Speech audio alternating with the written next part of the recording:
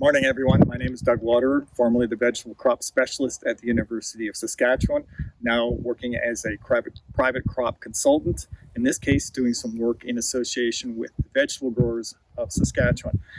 This project is on cucumbers, and it was funded through the Saskatchewan Strategic Field Research Program, and it is a 2-year project, but we've actually stretched the funding for a 3rd year because we were finding out so many interesting things about what it's like to try to grow pickling cucumbers in Saskatchewan. The plant I'm holding here is a typical pickling cucumber plant, and one of the things that we realized very quickly, because labor is so expensive in Saskatchewan, the only way that this crop was going to work on a commercial scale was if it was mechanically harvested.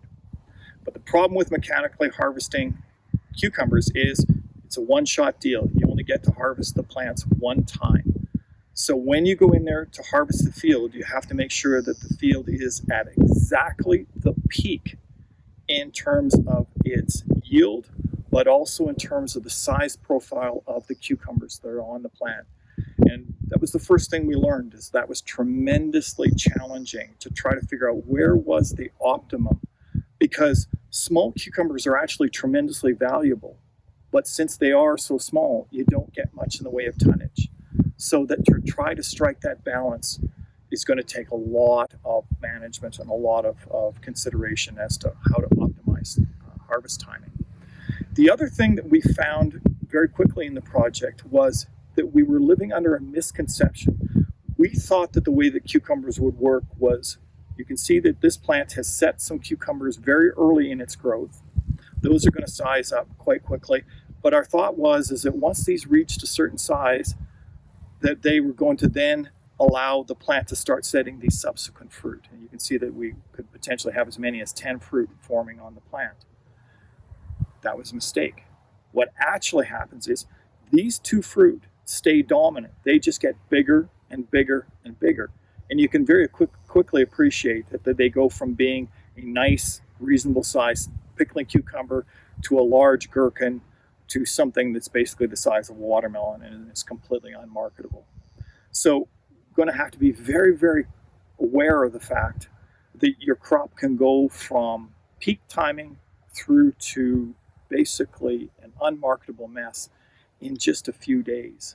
So that is going to represent a major challenge for the growers. So what we've found is that in a typical planting of cucumbers like this, we can get about a week to 10 days of optimal harvest out of that crop, after which it's become too large and it's no longer worth harvesting. You can appreciate, though, that if you've got a very, very large investment in machinery, processing facilities, trucks, etc., having your entire operation based on a 1-week harvest doesn't make an awful lot of sense. And we very quickly realized that we were going to have to do something a little bit different there. One of the ideas we tried in the initial years of this project is to see whether we could stretch that harvest window by planting different varieties of cucumbers. We were able to stretch it by about a week, but that still isn't nearly enough for the industry to actually have a constant flow of cucumbers at the optimal stage. So we came up with the other idea, and that's what this project is all about this year, and that's us testing different planting dates. So what I have behind me is a cucumber crop that went in at about the 3rd week of May, which in Saskatchewan, that's about as early as we can afford to put in a cucumber crop. Otherwise, we're risking frost, just too heavy a risk of frost. So about the 3rd week of May, and then the second planting went in about 10 days later. The 3rd planting went in 10 days after that. So we've gone from the 2nd week of May, and or 3rd week of May, and our last planting went in about the 3rd week of June. We can't go any later than that because realistically we're going to bump into frost in the fall, and so there's no sense planting any much later than the 2nd or 3rd week of June. So what we found is that the first crop is moving along very quickly. It's the last week of June. The last week of July. We're going to start harvesting, as I said, we anticipate harvesting for about 10 days. The next planting is about 10 days behind, so you'll see us start to harvest that one in about the second week of August.